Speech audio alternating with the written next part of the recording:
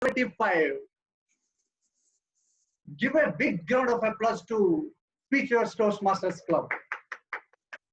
I want to see all your beautiful faces. Please try to turn on your videos so that I will get excited and more energy. Hope you and your loved ones are safe and healthy. Thank you so much for taking time out and being part of this wonderful occasion. I'm so excited to hear Fursey Gotuaco. Are you ready? If you are ready, just respond me with S in the comment box. 3, 2, 1, go, start. I want to see more yes. Yes, Deepa. Only, yes, awesome. Shannon, Enna, Smita, Rajesh, thank you so much. Yeah, Jagdish, Ashish, Seth. Yeah, thank you everyone. You people are spectacular. Now, you are expecting something big.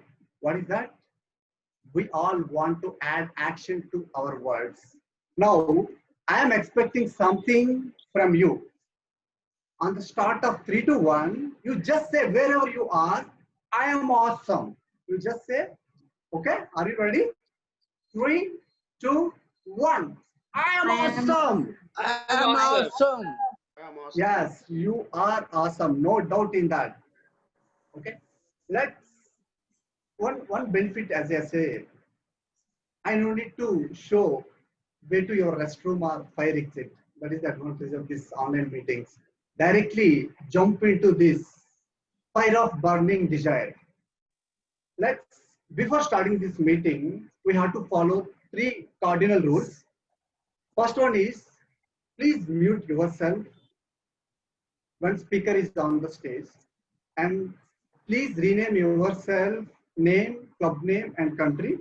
If you are a non-Toastmaster, please rename to name_guest. If you have any concerns or questions, please use hand option or chat box option in the Zoom. Our moderator will help you. Refrain yourself from speaking about sex, religion, politics.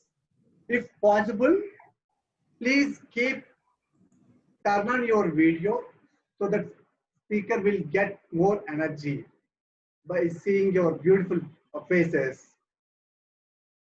On that note, whatever we do in Toastmasters, we follow our mission. Our mission is we empower individuals to become more effective communicators and leaders.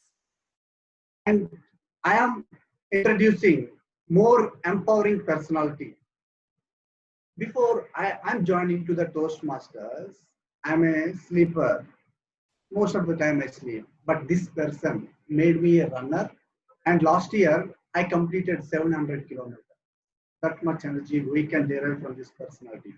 He's a past legal director in the Cognizant and current board of directors in AVM Impact India Private Limited.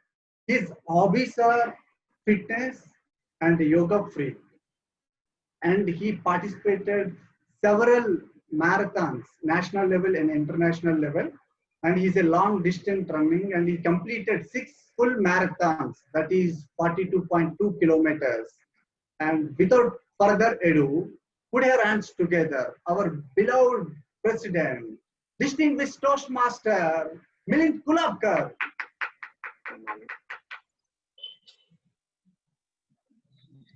Over to you, Milind.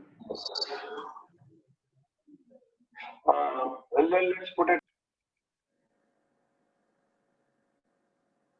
I declare the 575th meeting as open.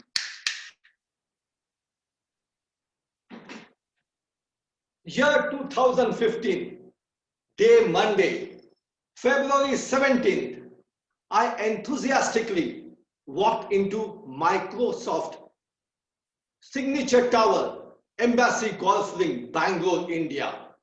4th floor, conference room, where I was greeted enthusiastically by members and club officers of Microsoft Speechweavers Toastmasters Club.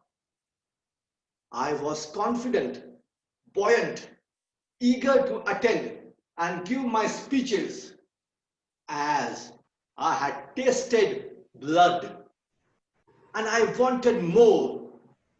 During last 5 preceding Saturdays, I had attended a speech craft session of Toastmasters at my professional institute to hone up my public speaking skills. In those 5-week sessions, we were encouraged to give speeches every week as per the projects given in the Toastmasters manual.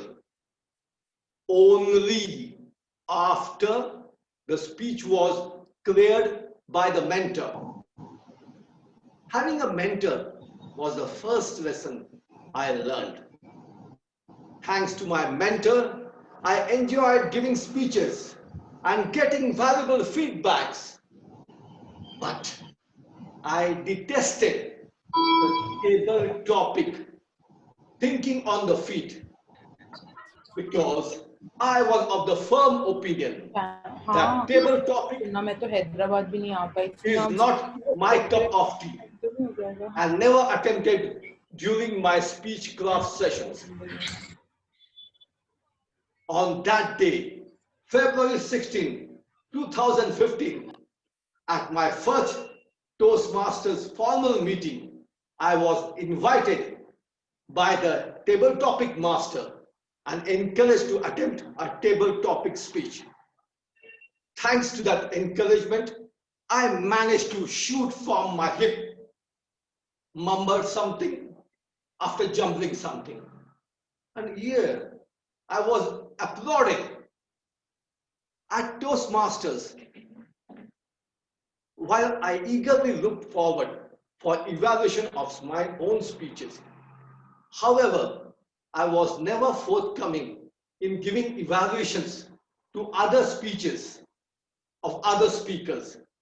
Again, I strongly felt that I am not competent to evaluate others.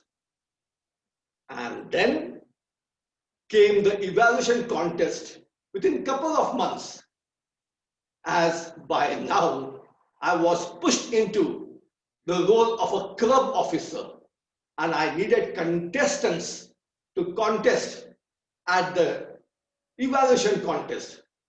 So I contested, again shot from my hips, and I was applauded.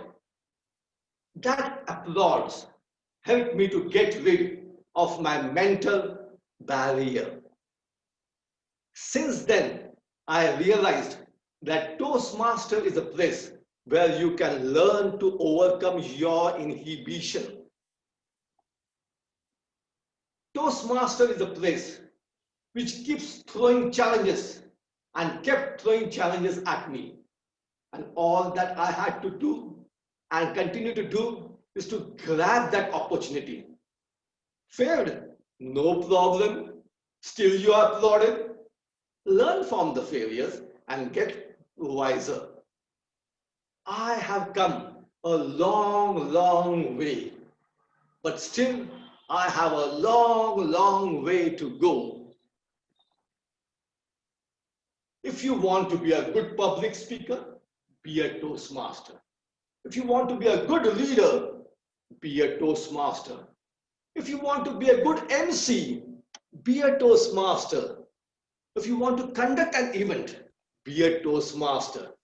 If you want to be a judge in an event, be a Toastmaster. If you want to grow in life, be a Toastmaster. And if you want to celebrate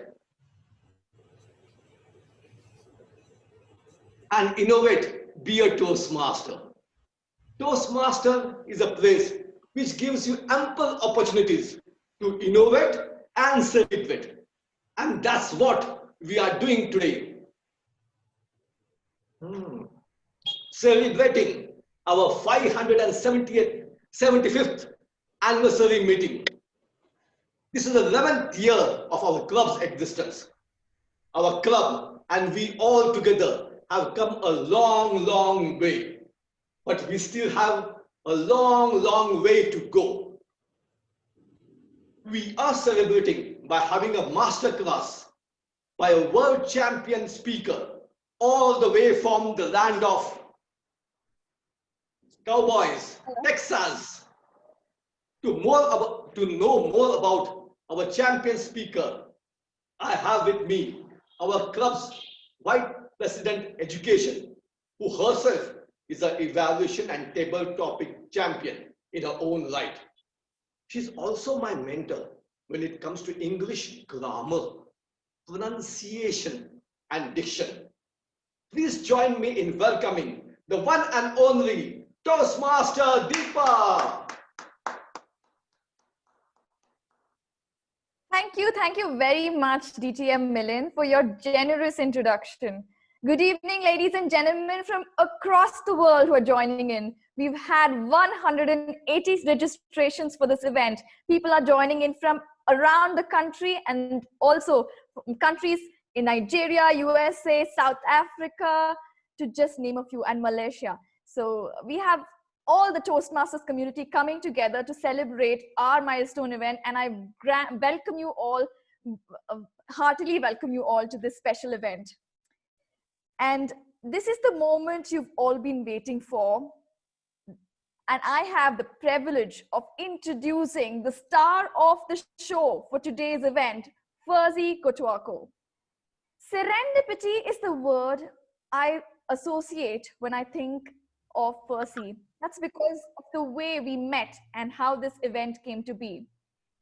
I am part of the official Facebook page of Toastmasters, and there happened to be a random post one day, sometime in July, and there was a comment written by Fursey, and he happened to correct somebody in somebody's grammar. And I, being the VP education in that mode, you know, I have a rather strange problem in our club. People are always telling no to tag roles. So I was thinking, why not call this wonderful man to be the grammarian for our meeting? So I did. And then I received a reply, and he says that he would be very interested, but he is rather very busy preparing for the semi-finals of International Speech Championship. And he wanted if it could be replaced by a speech role. Now this got me very excited. I had suddenly many things that came up in my mind, and especially the milestone meeting that we were planning for. How about organizing a masterclass by a speech champion? So I did put a request, and he did agree, despite it being 6:30 currently at Texas. And I'm so thankful that he did agree, and he's giving us a masterclass in public speaking. Ladies and gentlemen, Fursey Gotuaco is not just a good speaker, he's a good teacher, which is very important. Some people are naturally very good at speaking. They might have won contests, but it takes somebody who knows how to teach to get us all to get some value added lessons. And that's what he is. He's translated into a good teacher. Unlike my elder brother, who's a classic example of all brains but no teaching. By the way, my brother is an IITian, but he's of no use when it comes to teaching. He complicates simple things. So we have the right person today to make this event very special. Fursey has a double degree in fine arts, a BFA and an MFA from the University of Texas, Austin, and a master's in education administration from Lamar State University. He is currently the assistant principal of Esley High School, and he's been on multicultural trips across the world, including a 3-year stay in Shanghai, where he taught Shakespeare to many students across the world. He's been an acting teacher, which is what he means is he's been teaching theater and speech for over 25 years. And his strength is his incredible insight into weaving curriculum, storytelling, adding inspiring messages and turning them into entertaining speeches, and always dollops them with humor and passion. Texas is home to Fursey for more than 40 years. His other interests include positive psychology and includes Clifton Strengths Finder, and he enjoys competing in Toastmasters and is the current semi-finalist 2020 in the International Speech Contest. He comes from D25 Area 1, where he is currently the area director. Please join your hands and give him a roaring applause and welcome our guest speaker for the public speaking masterclass, Toastmaster Fursey Gotuaco.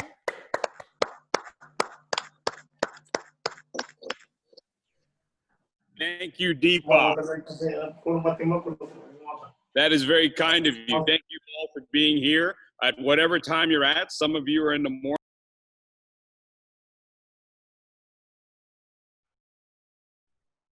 Speaker is on mute. Your speaker is on mute. Fursey, you went on mute. And one more thing I wanted to tell the audience. Audience, we'll have a Q&A session after this 45 minutes masterclass. So please write in your questions in the chat box so that we can put forth the questions to Fursey. Go ahead, Fursey. My apologies. I thought I had already unmuted. Hey, Deepa, thank you very much. I appreciate you inviting me from all the way around the world. Thank you so much. Whether you're tuning in at night or whether you are in the morning, like some of my friends here, Lola Stone, my division director. Thank you for waking up so early. My fellow Afterburner Toastmaster, Tia Moen. Thank you very much for getting up so early. And we're going to get started right away. This is going to be interactive. Every once in a while, I'm going to ask you to tune in with an answer. Feel free to do some of these activities as we are going through, because there's nothing quite like doing something to truly understand it. We're going to be discussing a whole lot of things, a wide variety of things. And what is it? I have 5 to 7 minutes with 30 seconds grace period. Is that right? No, I got it. 45 minutes, Deepa. Thank you very much. We're going to start with resonance. When you speak, you must speak with resonance. All of us have the ability to speak with resonance. You ever heard a baby cry from a long way away in a crowded restaurant? They know how to speak with resonance. But through all our years, tension, our parents telling us to be quiet, right? We tamp down our voice. The voice comes from the diaphragm. The voice comes from the diaphragm. It doesn't come from here. We try to use our lungs to push the air out and our throat to push the air out. That causes a lot of stress. When we have a lot of stress, it tightens our vocal cords. And then all of a sudden, our voice sounds like this. And this voice is not interesting to listen to. So we relax. We relax and we breathe. We use our diaphragm and let the diaphragm push the air out. When the diaphragm pushes the air out, it relaxes everything else. That includes everything up here and everything here. Would you do this for me? Would you go ahead and rub down your jaw for me? Yes, just so you know, we're recording this. And for those of you who aren't married, we're going to show this at your wedding. Your face doing all these strange things. You're going to massage this muscle right here. Huge muscles we have. And we're going to relax it so that you can speak clearly. Rub underneath here. There's a big muscle underneath here. This muscle here should be as soft as your cheek. And now you're going to breathe through your lips like this.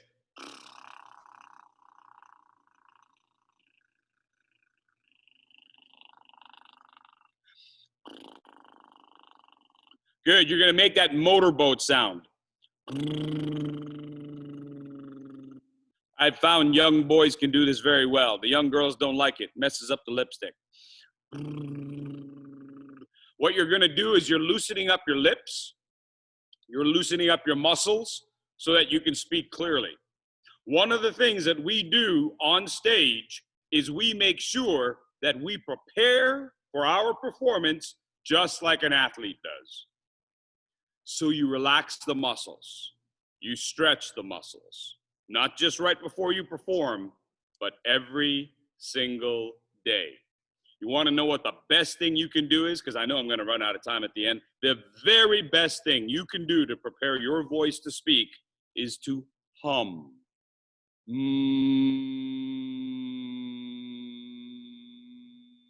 Just like that.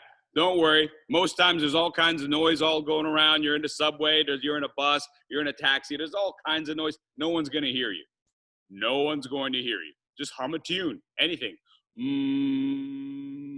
That's going to warm up your vocal cords. That's the number one thing you can do right there. Warm up your vocal cords. Everybody, hum with me.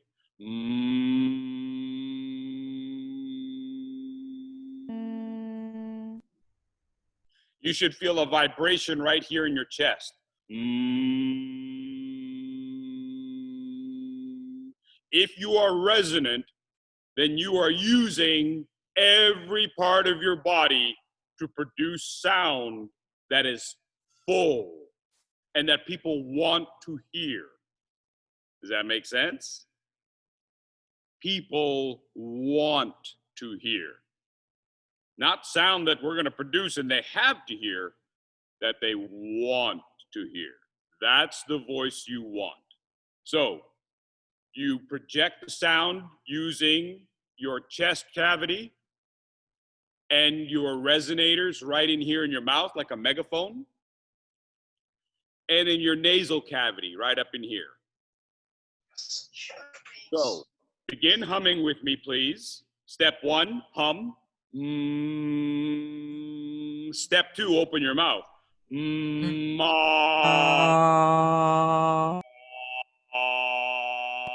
That's how you can start to produce sound that your audience wants to hear. We all have the potential for a nice, resonant voice. Please do that with me again. Hum. I'm looking in my box, and some of you are not humming. Would you hum for me, please? 1, 2, 3.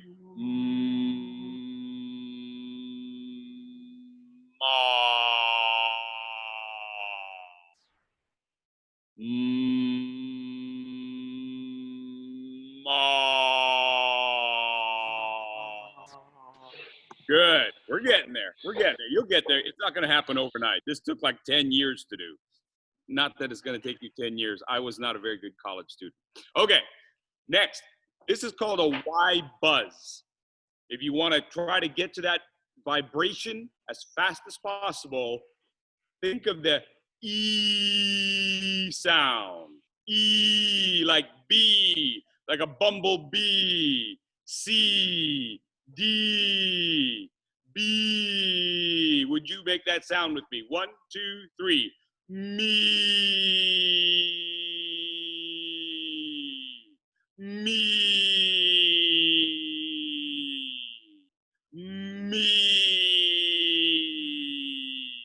If you can produce that sound clearly, you are on your road to success. So you're humming, and then the E sound. Me.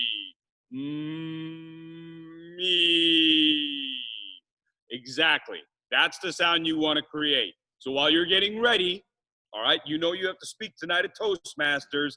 While you're getting ready, you simply reproduce those same actions to get your voice warmed up. You don't want to start getting warmed up on the first word of your speech. It's too late. You want to get warmed up before you get to the meeting when you can say, "Hi, my name is." Does that make sense? Hi, hello, greeting. Hey, welcome to Toastmasters tonight. And you're already warming up your voice while you are greeting everybody. Hi, how are you, Edna? Good to see you again. So you can use your voice to introduce people, to introduce yourself, getting yourself warmed up. So use your facial cavity. If you want, you can even do this, but I know some of you have makeup on, so I know you don't want to get your finger all in the makeup. I get that. But you use this, and that sort of warms up your facial cavity. And you have to remember to use your face to express things. We're going to do some tongue twisters.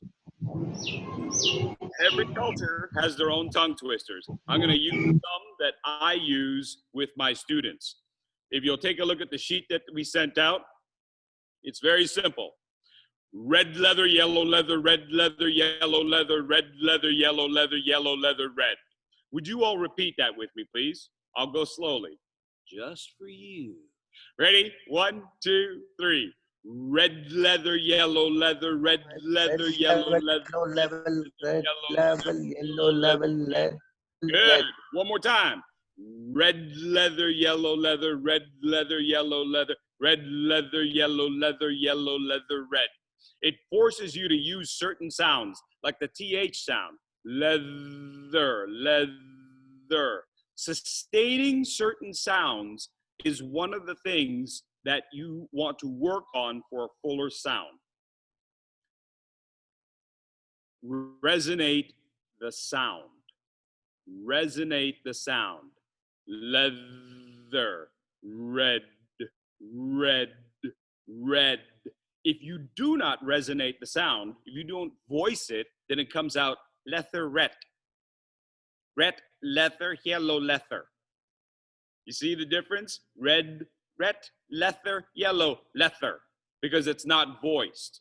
So you want to make sure to voice those sounds. Certain letters are made the same exact way, but one is voiced and one is not voiced. For example, the T and the D. Ret, red.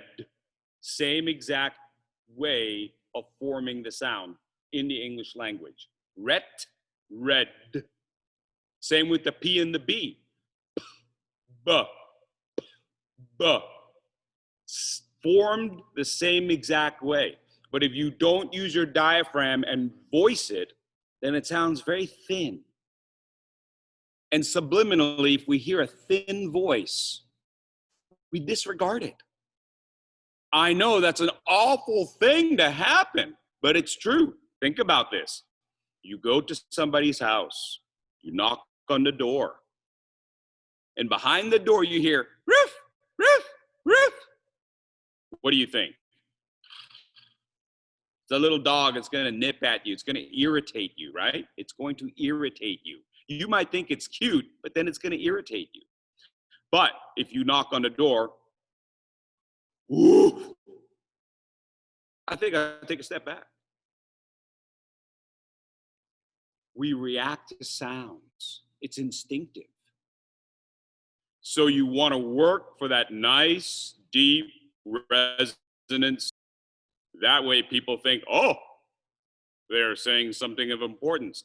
And it doesn't mean that you have this deep voice. That's not it. You can have a higher pitched voice, but it is resonant. And so it sounds full. Would you repeat red leather, yellow leather with me one more time? Keep working to voice the TH and the D. Hit the D on the end of red.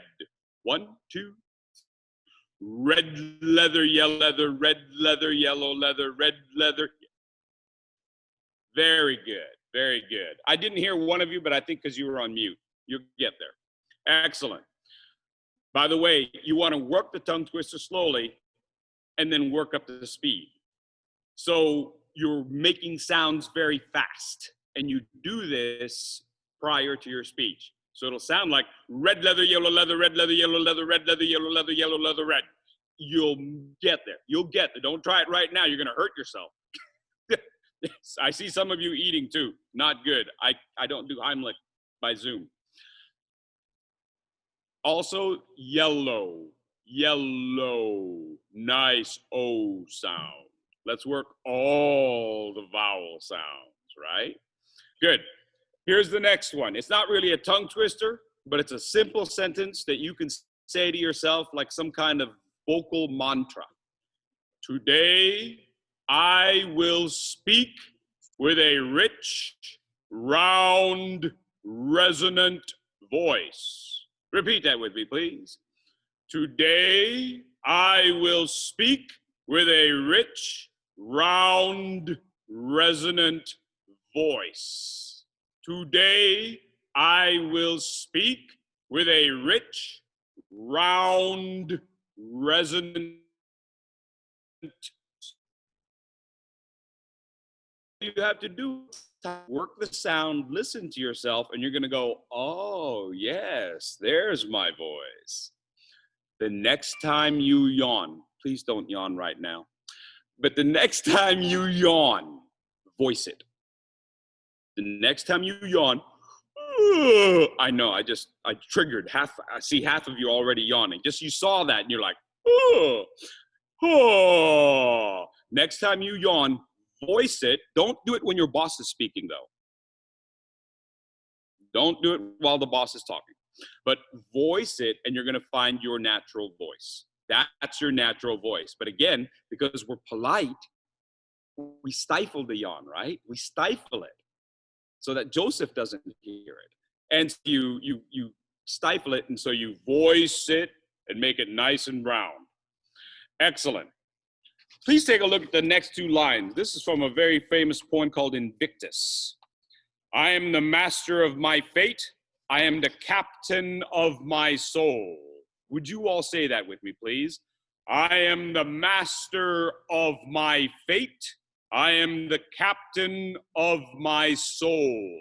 I am the master of my fate. I am the captain of my soul. One of the things that we work on in voice is understanding pause. When we look at the Toastmaster sheet and the evaluations, they talk about rate. You want to practice your rate of speaking. I am the master of my fate. I am the captain of my soul. If you say some things way too fast, we don't get it. Now, I know some of you wish that people would talk that fast. Like your mother-in-law. You talk and then go, right? No, I'm sorry. I'm sorry about that. Some of you might be mothers-in-law. I don't know. But you're the good mother-in-law. I get that. So, I am the captain. Where do you put the pause? Before the word or after? I am the captain. I am the captain. I am the captain. I am the captain. We're trying to focus on certain words there, right? Trying to hit certain words for emphasis. How do we emphasize a word? Besides yelling louder, right? I'm the captain. No one pays attention to that guy. He thinks he's loud, therefore he's the captain. I am the captain. Put a pause before. As in, I just figured it out. Pause prior to your key word. I know I'm moving very fast. By putting a pause prior to your key word, you bring focus to that word. Now the audience knows that's the word I'm supposed to remember. Because, ladies and gentlemen, let's face it, in a 5 to 7 minute speech, how many words do you think your audience is really going to remember? Be honest. 5 to 7 minute speech, and you're the third speaker? Come on. They're still digesting dinner. It's hard. So you have to do everything you can, including writing the word twice in your speech, everything you can to bring attention to that word. You cannot put emotional impact into every word, because then it sounds like this. You cannot put emotional impact into every word. You heard blah, right? You heard blah, blah, blah, blah, blah, right? I sounded like your mother-in-law, didn't I? Right there, I sounded like your mother-in-law. Okay, so you have to decide what word gets it. What word gets the focus? I am the captain of my soul. You can put a pause before, you can put a pause after. Where do you want to put it? They're equal in many ways. Both bring attention, because by putting a pause after the word, not at the end of the line, but after the word, you bring focus to that word. You bring focus to that word immediately. Immediately. We're going to go through all of these in just a moment, because I'm going to add music to all of this, and you're going to see how it starts to work together. So, key things that we do on stage. We key a word. Key. as in a key unlocks a door. In this case, a keyword unlocks meaning. The keyword unlocks meaning. Your audience cannot accept every single word you say. They can't. Too much. They can get one word though. One word per breath. One word per breath. One word per breath. If you try to two keywords in a breath, it's subliminally gets hazy. You think you're making sense, but in your audience, no. One word. One word per breath. If you want to key more words, take more breaths. If you want to key more words, take more breaths. All right. So pausing helps to delineate a key word. Pausing helps you rate how fast, how slow.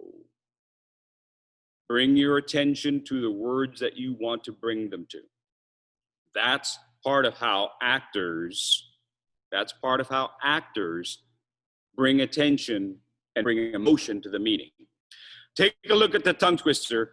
Today I will speak with a rich, round, resonant voice.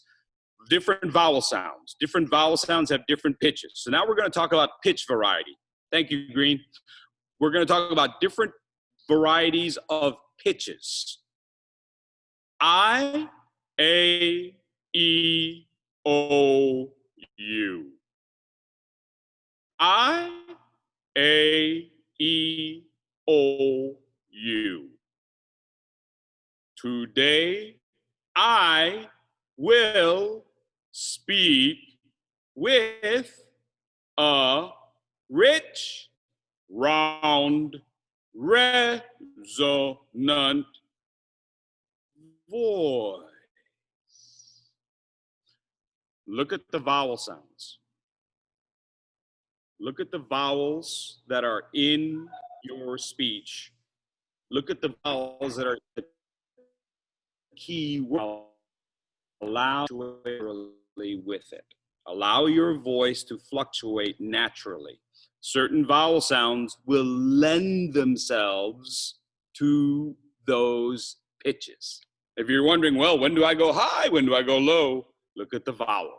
The vowel will tell you if it should go high or if it should go low. Questions? Of course not. All right, let's look at some physicality. I'll come back to the vocals here in just a minute. Let's look at some physicalities. Everybody, we're gonna get you active because I know some of you are already falling asleep on me. I want you to take a look at your fingers and I want you to start to wiggle your fingers. We're gonna start to do some physical warm-ups because your body is critical. Everybody moving their fingers? Hey, you have to remember that you have fingers. Oh my gosh, we forget we have fingers because they're usually clutching the lectern. So we use our fingers. Now add your wrists. Remember, our bodies can move. We forget that when we speak. We're trying to figure out what do we do with these things called hands. Good. Keep your fingers moving. Now add your elbows. Remember that our bodies bend at the fingers, at the wrists, at the elbows. Now add your shoulders. Remember, you're being videotaped and Deepa's gonna show this at your wedding. Now add your torso and add your head. And people are gonna wonder, what kind of music are they listening to on this Zoom? Good. You don't have to do it right now because 99% of you are sitting. When you give your speech, stand on the balls of your feet. If you're not sure what the balls of your feet are, because I know it's a language thing, that's the ball. Stand slightly. You don't have to stand on tiptoe, but just stand slightly. That's going to move your focus forward.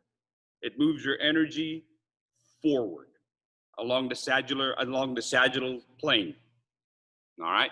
So, when you're speaking, remember, you can move your fingers. You can move your wrists. Think about gestures you can use that are based on different ways of moving your hands. Your hands can move and your gestures can move symmetrically or asymmetrically. Right? People forget about that. Our hands can move asymmetrically. So that one hand is right here, but the other hand is gesturing. Of course, on Zoom, woo, big hands, but in a live performance, you're going to be here. In a live presentation, you can use your hands in different ways. The part that we tend to forget is our shoulders. You'll see people who are advanced in their gesturing and they'll gesture at the elbow. They keep this tucked in and here's their gesture. But the audience gets tired of this, just like the audience gets tired of this. So many people have gestures where their palms are up. What does that signify though? I got nothing. I think the last thing we want to communicate as a speaker is that we don't have anything. I think we want to communicate that we have ideas, right? We don't want to communicate, I got nothing. The mistake is we go from the elbows and we go, I got nothing. What you want to do is have your gesture start at the shoulders. All of a sudden, we take up more space. All of a sudden, our whole body is put into motion. When we see the whole body in motion, we tend to believe that this idea is bigger. It's not just some little talking head idea. It's bigger. The idea is so big, it requires my torso. So let your gestures come from the shoulder. Let your gestures come from the shoulder. Let your energy come from the ball of your feet so that you're not rocking backwards, but you're going forwards. You're gesturing from the shoulder. There are several planes in our body, not flying planes, but geometric planes. This plane right here, sagittal, okay? This plane right here, up, down. Does this make sense? We want to cross these planes. The more of our gestures that cross this plane, and this plane, and this plane, the more interesting we become. Because subliminally in the minds of the audience, you're breaking the plane. Subliminally. They're not thinking, oh my gosh, he's breaking the plane. No. Subliminally, we're breaking the plane. And so when you gesture, this is the side, right? If that's my audience, you don't have to only gesture like this. You can gesture up. You can gesture up and down, thus breaking this plane. You can gesture to the left and the right, thus breaking this plane. You can even gesture back.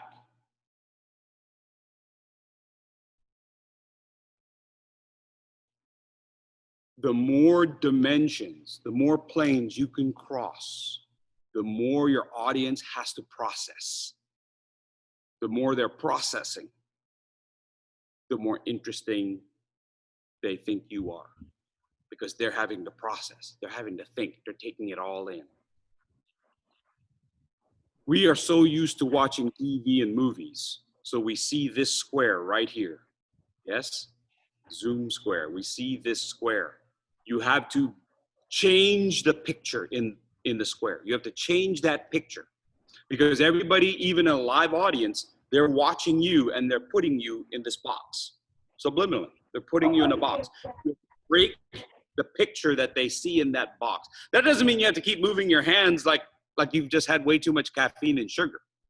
But it does mean you want to change the picture so that they're seeing something different. And when they see something different, they know there's something going on that they should pay attention to. So change the plane. Next, when you're on the stage, when we all get out of this whole COVID-19, we're not stuck on the Zoom anymore, and you're moving around the stage, the closer you are to the audience, that's downstage. The further away you are from the audience, that's upstage. Which one is more interesting? Downstage. That doesn't mean you should sit here the whole time, because then that looks kind of freaky. This looks like the guy that's outside your window at midnight, right? It's not me. I don't know who that is, but he's doing this. Okay, so you want to move towards your audience, but then you have to figure out a way how to get back so that you can move towards your audience again. Find that in your speech. Find that moment in your speech when you can take a step or two back and use your hands to indicate. Maybe it's a PowerPoint. Maybe there's something else that you're talking about. You take those 2 or 3 steps upstage, back, away from the audience, so that you can find the more important part to move forward. And when you do that, your point becomes stronger.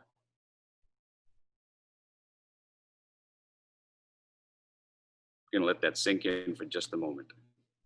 Yeah? Find a way to go back so that you can move forward. Diagonals. Diagonals are important. I know I'm moving very fast. Hopefully these keywords will stick with you. Diagonals. You want to find diagonals as much as possible. You're gesturing on a diagonal, you're moving on a diagonal. Harder to see here, but a diagonal so that I'm not just moving towards you, but I'm moving, and I know we're on Zoom. Yes? I'm moving diagonally. Diagonals create tension. Subliminally. Again, what the audience is perceiving. Diagonals produce tension.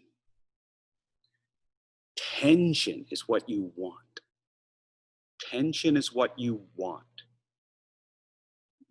Not necessarily with your loved one or your mother-in-law, but with your audience, you want to produce that sense of tension. You want to produce that sense of tension because that's what creates interest. There's a conflict there. In their minds, there's a conflict. Oh, he's moving in 2 directions at one time. No, it's called a diagonal. Those kinds of moves create tension within the audience, and that creates interest. I'm going to play a couple of songs. One of the things that I love to do, I don't think you're going to find this in any books because I don't think anyone's quite as crazy as I am. When you are producing your performance, your presentation, your script, your speech, whatever it is that you feel like it is that you are creating, think of a piece of music. Think of a piece of music that fits the tone of your presentation. For every single one of my speeches, I have some song in mind. And when I'm writing out the outline, I don't really write out my speeches. I'm sorry, I probably just completely messed up Toastmasters 101. I don't write out my speeches word for word because then all of a sudden I have to remember it word for word. Now all of a sudden I got tension in my head because I'm on the wrong word. I think that's the worst thing we can do to our first timers in Toastmasters. Don't try to make them memorize. They're gonna go nuts, okay? Instead, write an outline and then you're producing the words in your mind as you follow your main points. Have a song in mind because that song changes the tone of everything you do. And if you're wondering, how do I create more vocal variety? Now say your speech along with the music. Just like you would sing along with the song, speak your speech with the song. Listen to where the highs, listen to the lows. Listen to where it pauses. and try pausing the delivery of your speech at that same moment and see what it gives you. So, for example, can we take the two lines, I am the master of my fate, I am the captain of my soul. I am the master of my fate, I am the captain of my soul. I'm gonna play a couple of songs. I forgot to sound check this, my apologies, we were here so early. New York. Give me a thumbs up if you can hear this song.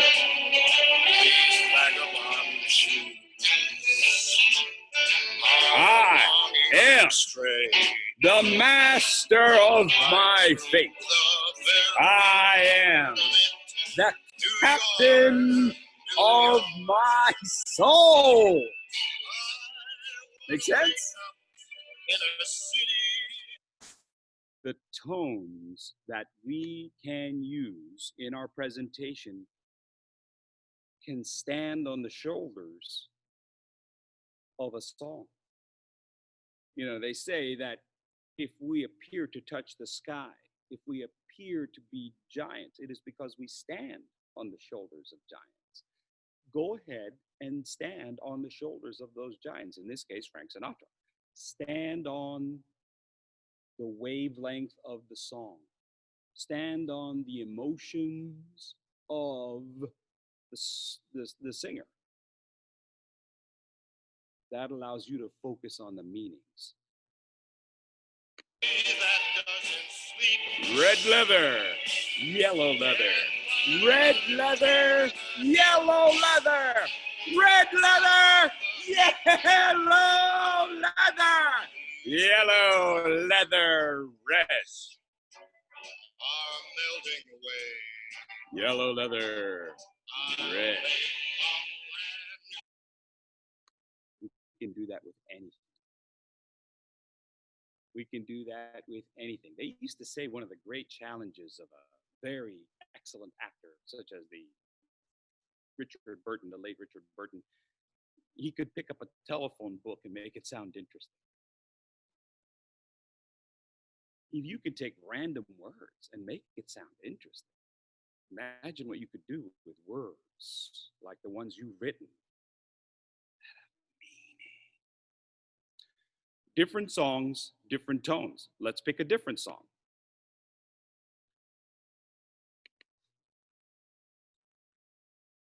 Let's pick a song that takes a really long time to load. Here we go.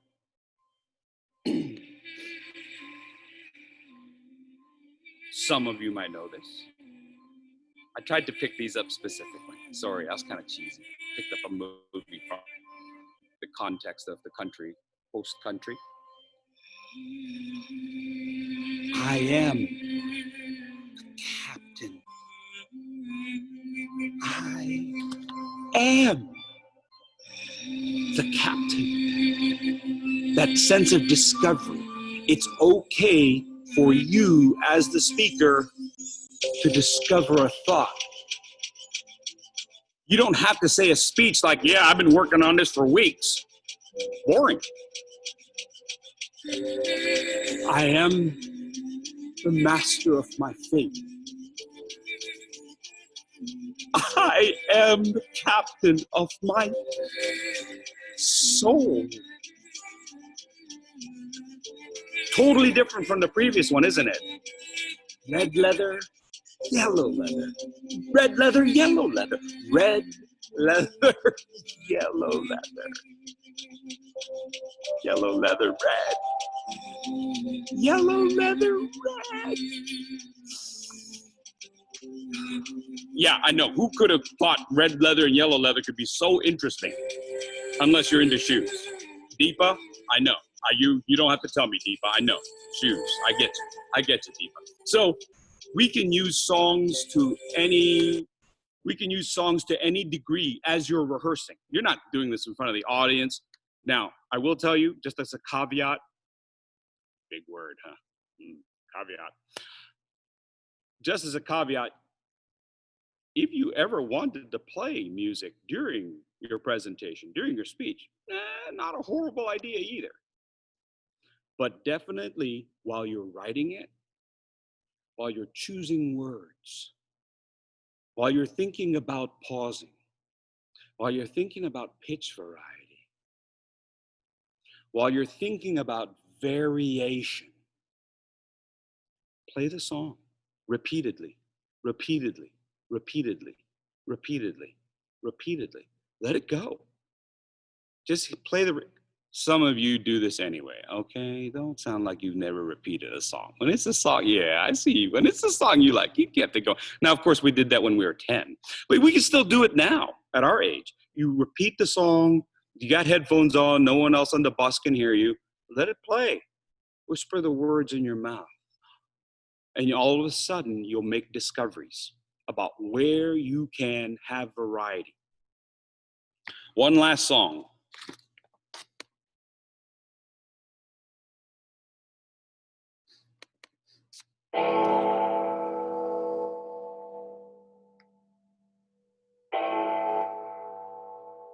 Out of the night that covers me, black as the pit from pole to pole. Oh, we could do all kinds of things, right? I am the master of my fate. I am the captain of my soul. We can do a lot of things with sound. We can channel that music and use it to our advantage.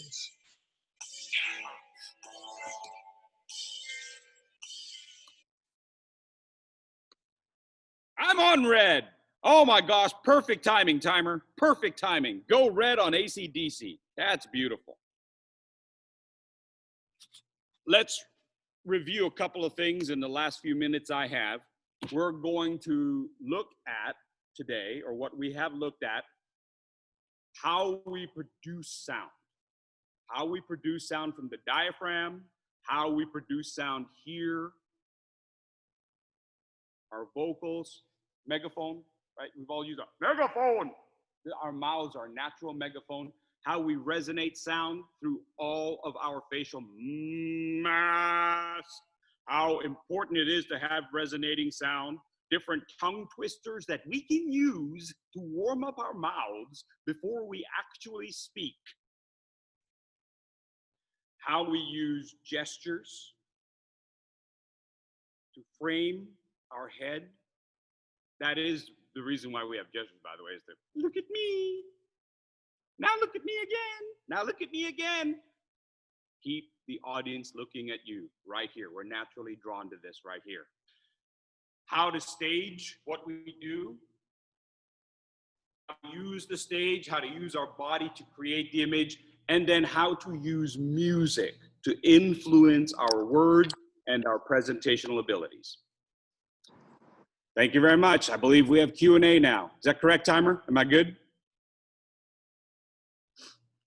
Thank you, Fursey. That's correct. Yeah. Thank you so much for that interactive session. I've never seen any session as interactive as this was on Zoom. Thank you so much for making this happen. Now we'll have our Q&A session, and to host our Q&A session, we have with us our Sergeant at Arms of our club, who's an artist by passion. And she's currently now designing the district newsletter with her innovative style with brush letters and brush pens. And she's also known for, her brilliant evaluations and speeches. Recently, she won a contest as well. And for this event, she's been our chief Instagram PR head. And so she's been responsible for getting many of our members from different countries as well. So without further ado, may I have on the virtual screen our Toastmaster, dear Vandana, to please come on stage and host the Q&A session. Thank you, dear MC Deepa. So I think we're all now geared up with all the warm, exercises, vocal exercises, tongue twisters, with all the gestures moving our body. But I don't think we're warmed enough with questions. But thankfully, a few of you have reached out to me with some questions which have crossed our mind, but we are shy to ask. I wonder why. First question for our wonderful speaker, Fursey. How can someone who speaks naturally with a monotonous voice work on changing his tone on an everyday basis? That's a fantastic question. We don't have naturally monotonous voices. We have naturally interesting voices. So the very first thing you have to do is to remind yourself you were born with vocal cords, you were born with an imagination, you were born with energy and enthusiasm. Use it. Use it. We may not be perfect singers, but we all have the ability to adjust our vocals. Think of the natural things you do in your life, the natural things you do in your life where your voice tends to change. Sometimes that's out of anger. Hey, put that down. Maybe you're talking to a kid and you're getting them to do something right now, according to what you want. Or think of a party. Oh, congratulations. So these are all things that we do naturally, but we forget that we do that. Because when we go to a presentation that we have to give at work, or sometimes even at Toastmasters, we're like, oh no, they're watching me. I have to. Oh no, I have fallen into the trap. I have become a zombie and I'm limited by my fear. Once you get past the fear, once you get past the being with your family, we got great voices. So much, Fursey. So the next that question came from a friend as well. It was from Mayur, and I think we all get nervous when we get to actually delivering our speech. So it comes also from probably just fearing the audience. The other question that I got is from Toastmaster Balu. How do you do character creation as a part of your speech? I would watch cartoons. I would watch cartoons and watch some of the actors in movies. Most of the actors fall within a pretty safe range, but there's those outlying characters that tend to be kind of crazy. I would look at your own life and go, wow, there's an interesting personality. Oh, look at that person there. And take it all in. Just like we do with our storytelling, we take it in with our eyes, with our ears. We take it all in, and then you store it in your memory. I'm going to create that voice now. I am your father, right? We just take in all these voices from movies, from actors that we see, from people in our lives. Cartoons tend to be far more dynamic. Animation tends to be far more dynamic because they're trying to capture the child audience, which tends to want more dynamic things going on. So we think. In actuality, children can accept very basic sounds as long as it's authentic. But that's where I would gather those kinds of ideas. It's a good question. So the next question is from Vaibhav. How do you create the contact with with the audience? How do you do effective eye contact with the audience, especially on Zoom, specifically on the online format? For Zoom, it's easy because the computers tell you exactly where to look. There's a little green dot right there. Just look at the dot. What you're really trying to get past is looking eye to eye. We all want to look at the video feed and see the eyes there. You have to tell yourself it's okay. Long ago, there was this thing invented by human beings called letter writing. We would write letters to each other, not knowing how they were going to respond for weeks. I would send letters to somebody across the Pacific, and I wouldn't know for weeks until later how they responded. Same thing with looking into the camera. You look into the camera. You trust that they're responding the way you want them to respond. and then you continue moving forward with it. With an audience, a live audience, if you're scared to make eye contact, which is possible, by the way, I mean, because if you make eye contact and then they blink and all of a sudden you're wigged out, if that wigs you out, then look right above their head, right above the glare. No, right above their head. And it will look to your audience as if, it'll look to your audience as if you're looking them in the eye. And how do you look at them above the head? Same thing, you look into the camera, same way you write a letter, not knowing how they're going to respond. Trust. Thank you so much, Fursey. So the other question, which I think is great because we have humorous speech contests coming up, is what if we don't get the intended response from the audience? How do we make sure that this doesn't impact the delivery of our speech or our voice? Like, you know, that doesn't make us sound nervous. Comedy is always hard. Humor is always difficult. In theater, we say dying is easy. Comedy is hard. Again, you have to trust. You have to test it out. When people do their humorous, they're testing it out on different audiences. When you're doing it on Zoom, here's a trick that I've learned in the last few weeks. The speaker, keep your view on the full grid. Keep it on the full grid to where you see the gallery view so that you see everybody's reaction as you're practicing. When you record it, when you record yourself, don't record speaker view, record gallery view. Then when you go back, you don't need to see yourself. You need to see everybody's reactions. You'll see when they're doing something else, and all of a sudden they go, what did they look at? What did I say that got their attention? What's the punchline that didn't get the laugh? Should I pause for just a little bit longer? Should I say it again? Should I say it again with more emphasis? And all of a sudden it hits. It's hard, but it's really about, well, moderator, can I ask you to do something for me? I want you to ask me, what's the most important thing about comedy? Ask me that. What is the most important thing about comedy? Timing.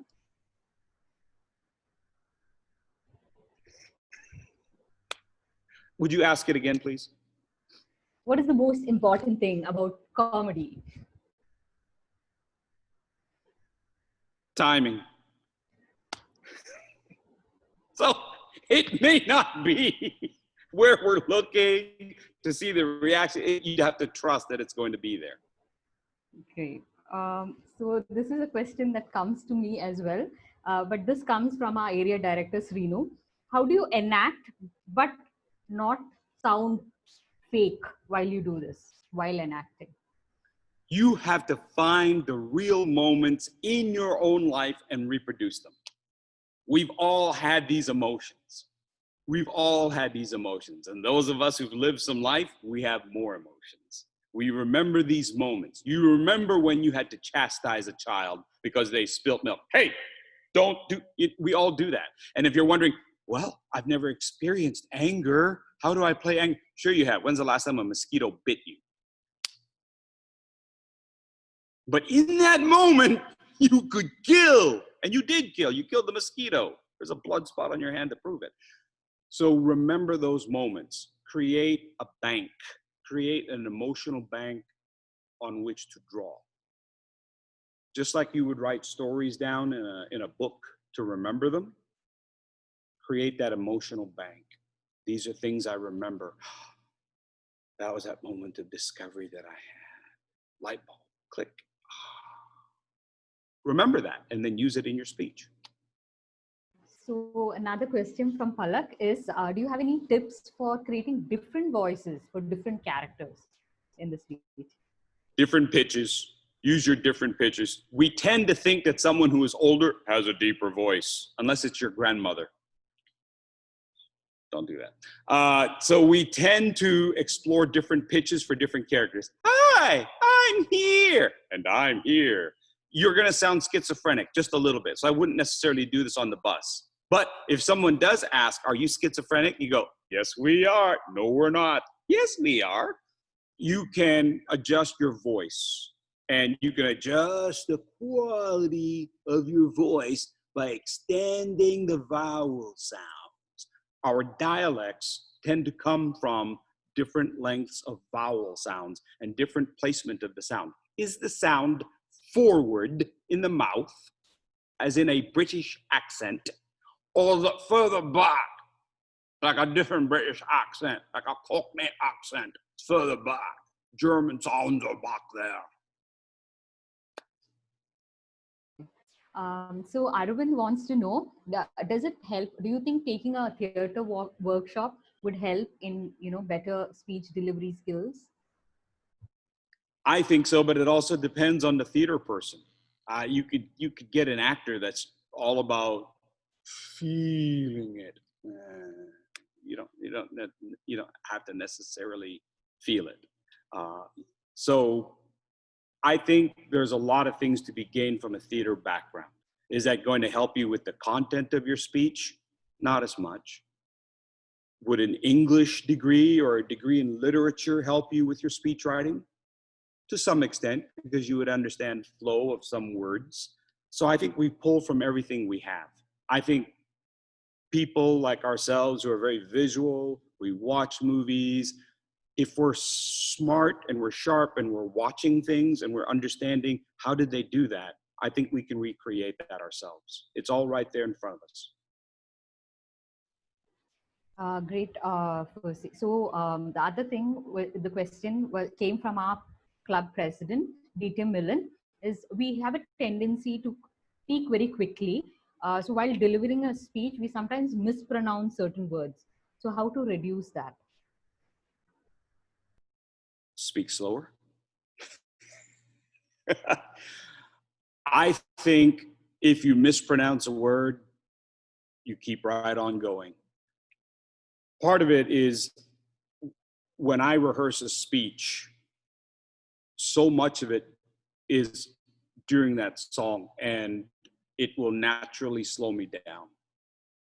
It naturally gives me the rhythm that I need to have so I don't have to misspeak.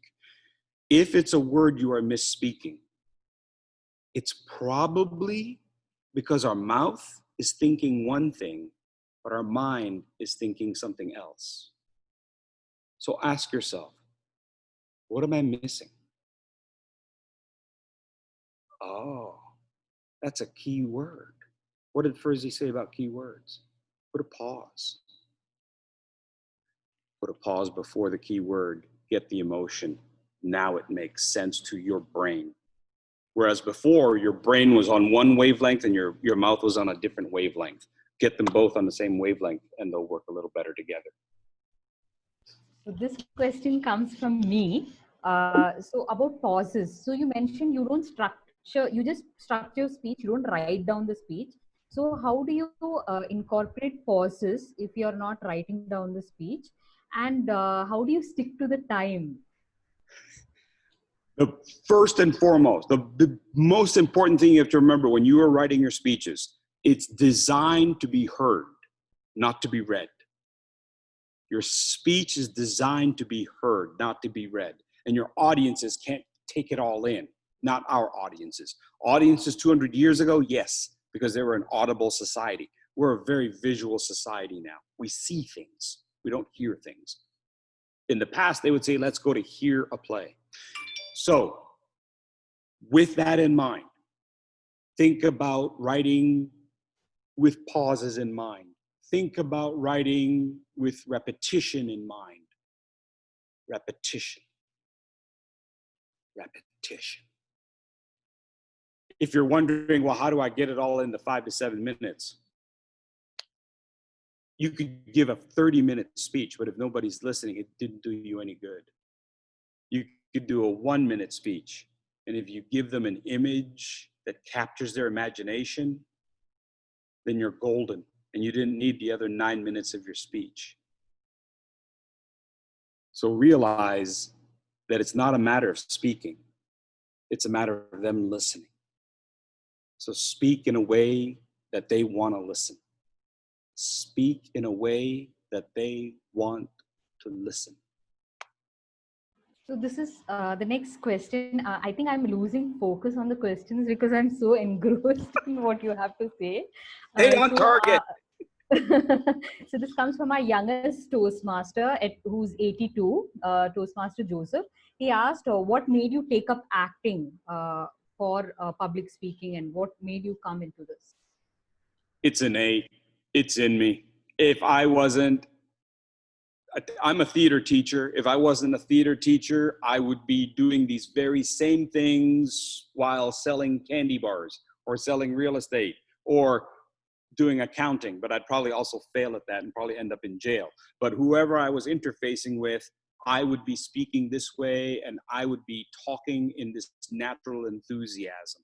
So there are many people out there, many of them right here on this Zoom call, who have the natural enthusiasm, but demands of society tamp them down. We have to find a way to release that. And that's part of what we do as speakers, is we spark that imagination and tell the audience it's okay to do all this. It's okay to be this energetic. It's okay to be this enthusiastic. It's always been in me. I got lucky and I found a path that allowed my talents to come forward. I got very lucky. I'm a blessed individual. I think we have a great question from Wilson. He wants to know, if the speaker forgets some lines, how can they deal with it? You keep going. Keep going. Don't let them know you made a mistake. Don't let them know you made a mistake. I made about 10 mistakes during my presentation. During my presentation, I knew, oh my gosh, I made that mistake. Oh my gosh, I made it. Keep going. They'll never know. They'll never know.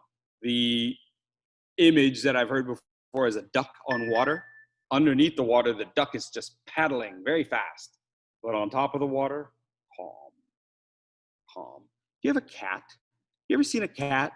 When the cat falls off, he gets right back up. He's like, that didn't happen. Very calm. So if you forget anything, keep going. If you can find a way to weave it back into the story later on, do so. You may find it works better there.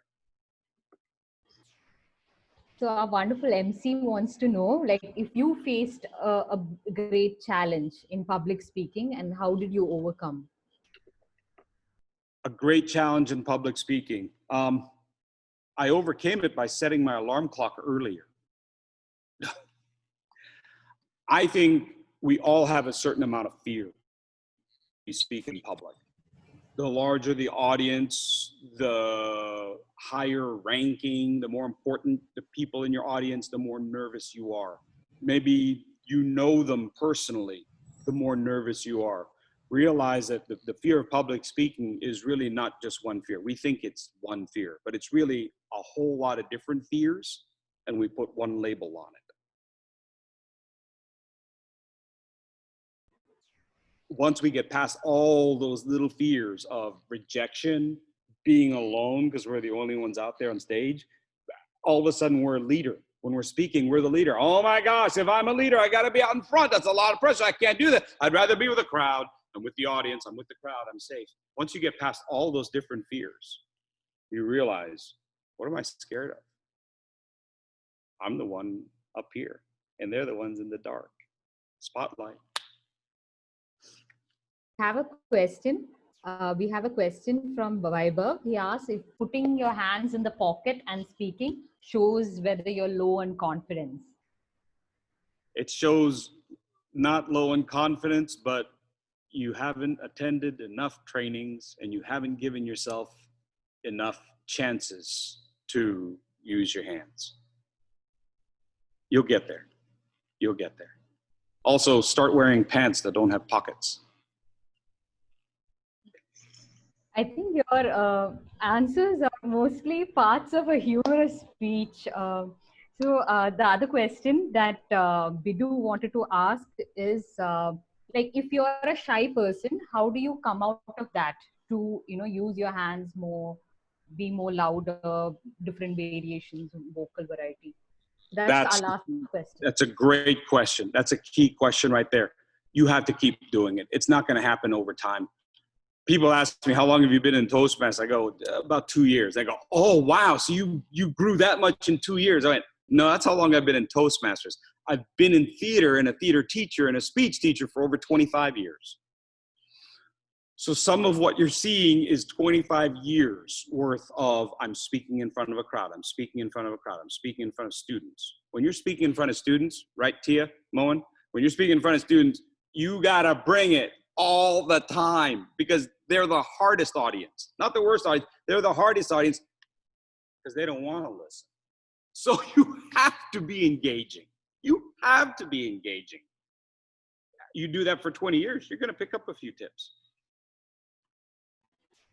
So let me go back and then come forward and tell you how enlightened, and I don't think this is enough to all ask all the questions that we have in our mind.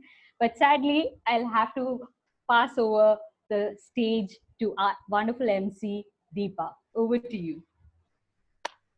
Thank you, Vandana, and thank you, Fursey, for answering all those tricky questions and the easy questions and the difficult questions with such splendor.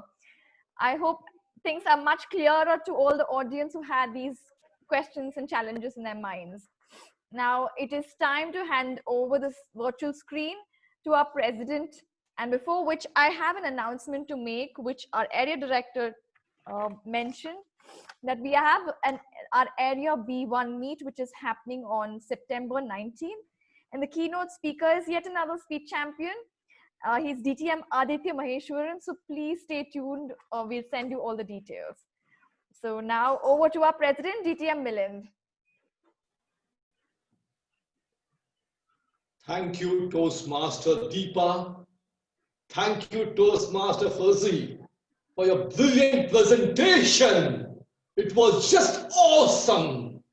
From the bottom of my heart, I thank you for taking this trouble of getting up early in the morning at 6:30 and giving us an energy-packed, enthusiastic presentation. It was just awesome. I just don't have any words to thank you.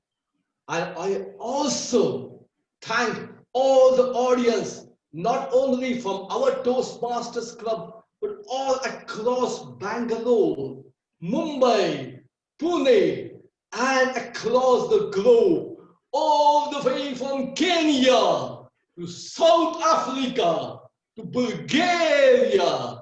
Bangalore is of course there, then Singapore, USA, Tanzania, and Ethiopia.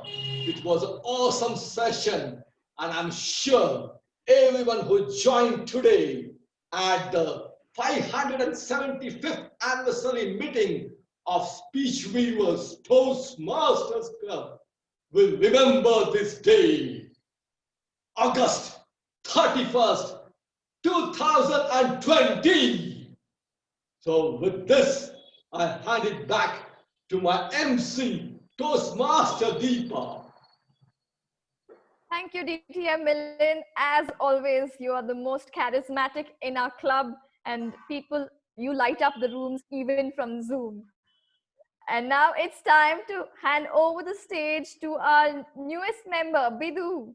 Bidu, can you come up on stage and deliver the vote of thanks? Thank you, Toastmasters Deepa. What an extremely satisfying, entertaining, and enriching session that we have had. It is my privilege now to acknowledge the effort of all the people who were behind this scene to organize such a wonderful masterclass.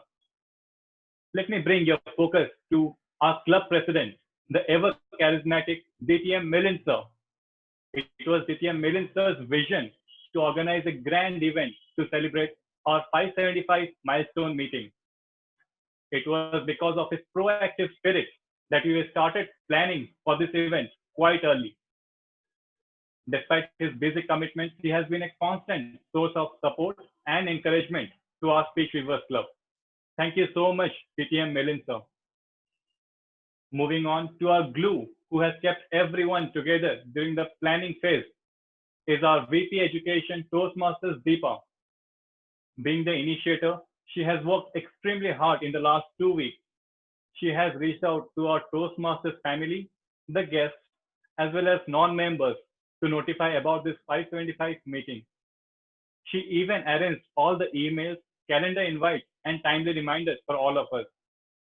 She has been communicating with Mr. Fursey Gotuaco and is the chief architect behind the successful masterclass. Thank you, Toastmasters.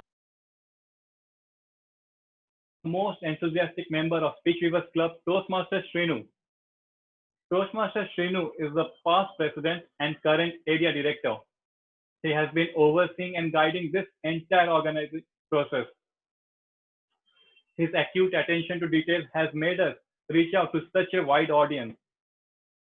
Toastmaster Shrinu, what an amazing introduction that you gave us today. Your excitement was palpable and you energized each one of us with your infectious energy. Thank you, Toastmaster Shrinu. Next, we would love to thank our question and answer moderator for today's meeting and the Sergeant of Arms of Speech Weavers Club, Toastmasters Vandana.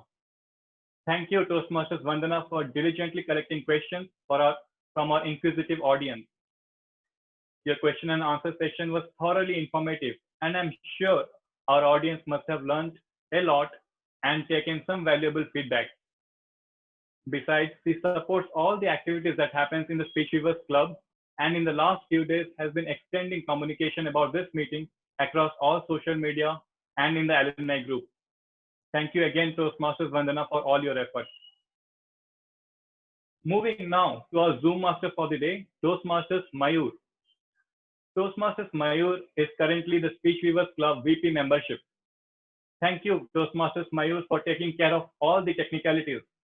You have accommodated a sum total of more than 70 people in today's platform and ensured a smooth and seamless meeting. This meeting is recorded and will be available to all our viewers in different social media platforms later today.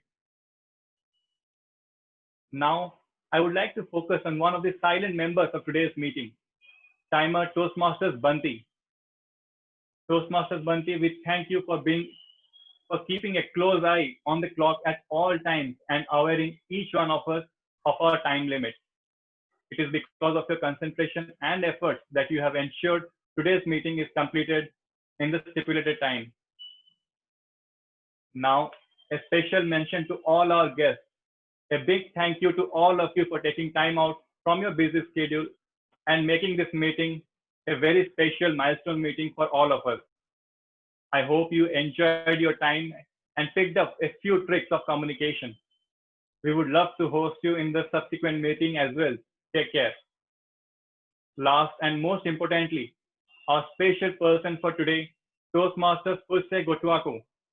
Thank you for joining us all the way from United States.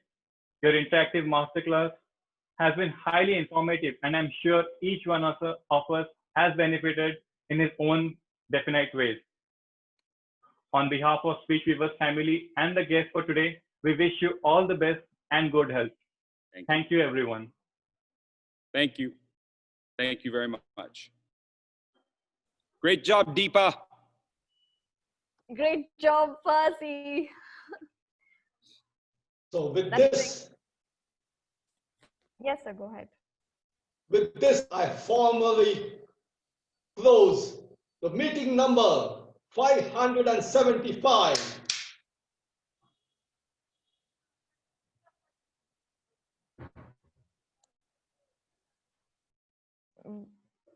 Thank you so much, Fursey. We had a great time. We can take some feedbacks from our guests. I think we can get them on audio and video. So anybody can they share their experiences? Come on, unmute yourself.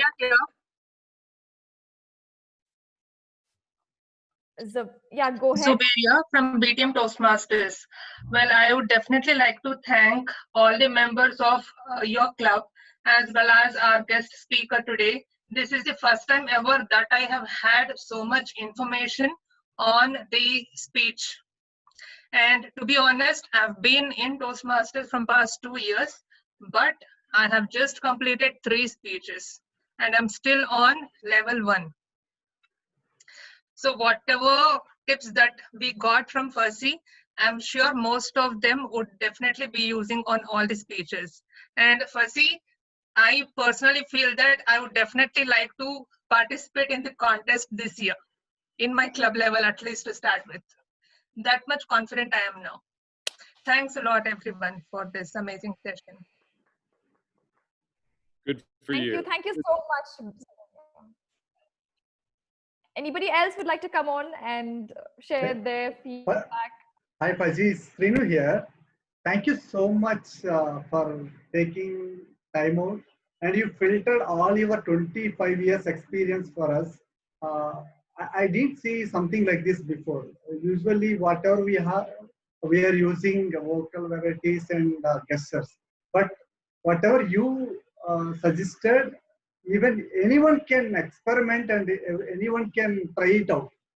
Thank you so much for such a wonderful, insightful session. Thank you so much.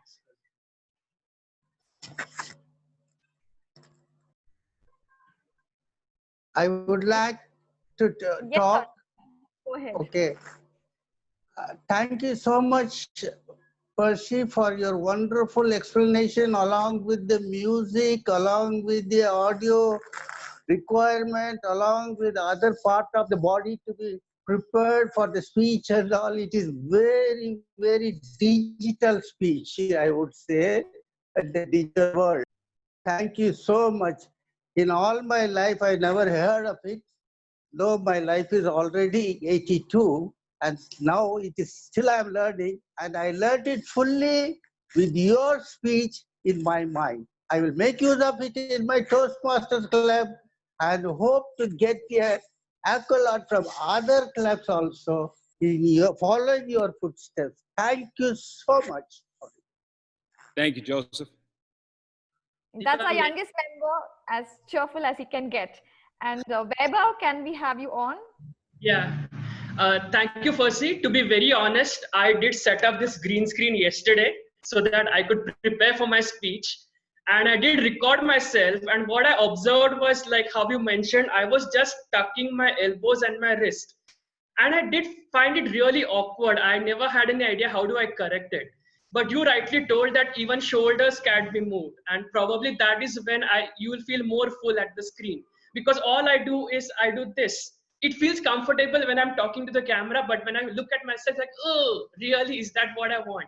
So thank you so much for bringing out that point that even the shoulders and the torso can move. I'll definitely bring that point in my speech. Thank you so much. And thank you so much, Deepa, for the invite. This has been really an informative session. Thank you, speech viewers. Yes, the only time you tuck your elbows in is during the elevator speech. You know, like when you're actually in the elevator and if you start moving your elbows out, people get angry. So that's the only time. Yes. I think we can take in more. If anybody would like to come, you can come on, unmute yourself and speak. So I think all of them have showered you with their praises in the chat box. So we'll save that. Hello? Yeah. Can I please, make a comment? Yes, Nebat, please go ahead. Thank you very much for inviting someone from all over across the world. I'm from Ethiopia. My club is called Imperial Toastmasters Club. I'm really appreciative of this session. My only wish was that more of my fellow Toastmasters could attend this, because for us, we struggle with vocal variety, myself included. English is usually our second or third language, and adding vocal variety in addition to making sure that we have the correct vocabulary and grammar is a big challenge for us. So my only wish is that more of the people would have participated. Is it possible to get the recording, and do we have your permission to share it with club members, if possible? Otherwise, I understand. We will share the recording. In the chat window, the YouTube channel is mentioned. Like if you can search just a little above, or I will reshare it, and then you can once it's uploaded, you can just check maybe in a day or so. And may I request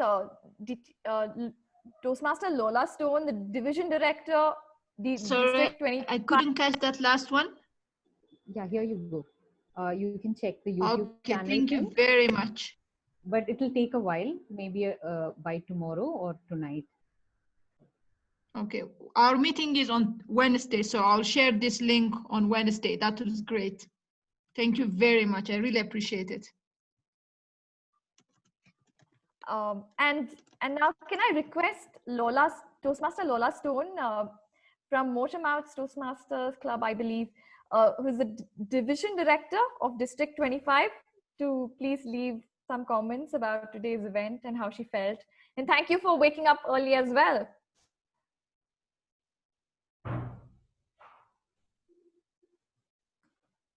Are you there, Toastmaster Lola Stone?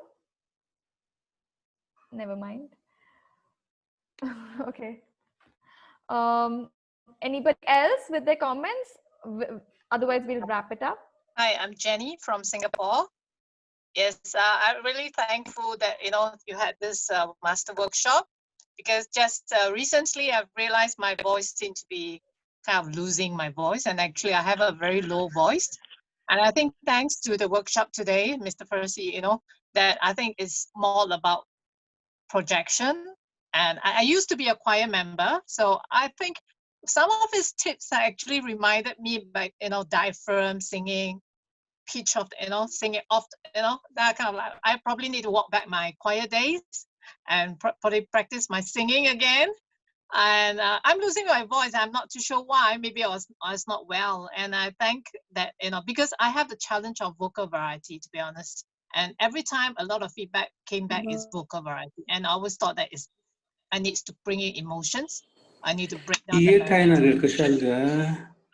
Yeah, so but thank you. I definitely would love to watch the video again, and I'm going to also share with my club members because a lot of them talks about Zoom and then storytelling, but very few would actually talk about how we would actually, for us to speak, more powerfully, resonate, those kind of thing. I think I will definitely need to watch, because I was outside as was watching it. Yeah, but very thankful that I had the opportunity today. Yeah, so I'm going to practice my voice and like warming up, all the little tips. I think it has to be a daily practice, so that gradually, our muscles and all this. Thanks for reminding all these things. I knew about it a long time ago, but I've totally forgotten. So it's really time. Yeah, thank you very much. And have a great morning. Have a great Monday as well. Thank you. Thank you very much. Thank you, Jenny. Firstly, do you have any feedback for us about how the meeting went? I think it went really well. I think all the role players during the meeting were fantastic. Again, my gratitude to Deepa.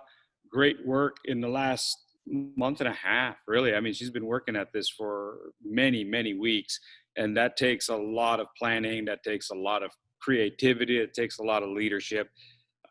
My hat's off to you, Deepa. Well done. Oh, it's me and my entire team. They've been together in this whole thing, and you as well. You're the main person. And thank you for making this is such a beautiful memory that we're going to save with us for a lifetime. Fursey, any feedback for me? Was it overacting, or whether it was not audible or visible, or something? You can just be critical on my performance, if I would say. Oh, Milland, man, I wish I had the hat. No, Milland, I think your personality's